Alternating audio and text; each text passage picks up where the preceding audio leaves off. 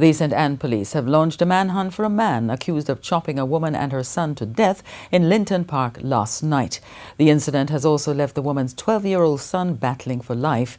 TVJ Shamela Pullin reports. Minutes after 9 Tuesday night, a cloud of darkness covered the community of Linton Park in St. Anne. Millicent Redmond told TVJ News that she was with her daughter just minutes before the gruesome murder of a woman and her child. And me and she come in one time. I see him like how me catch up a yard. Me hear the squealing around here. And me could have said, Annie, Annie, something happen around a gate. And me hear one running come back round so. And me hear the little boy they say, Ivan, Ivan, come here. Ivan, come here. Come here, I say, Annie, come. We have to done off of the hill. We have to come off of the hill. And I come down and see him down at one lady yard, a lady yard.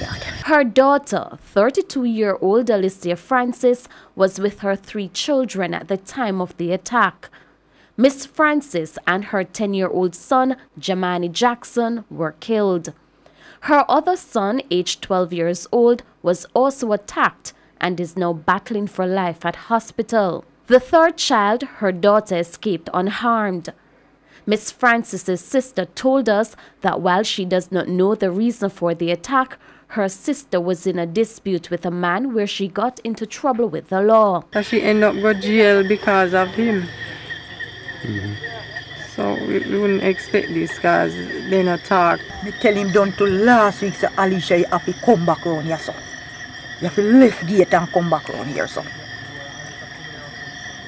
Everything did come back around, so we don't see what happened. The police are asking 41-year-old Orville Scarlett, otherwise called Bull, of a Wattown St. Anne address, to turn himself into the Brownstone or St. Anne's Way police by midday Thursday.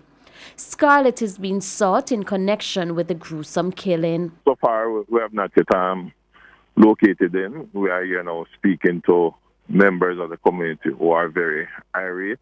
So we're trying to convince them as best as possible to allow the police to take charge of the situation and not to take the law in their own hands. Pass on all the information to us, the police, and let us deal with the matter. Shamela Pullin, TVJ News.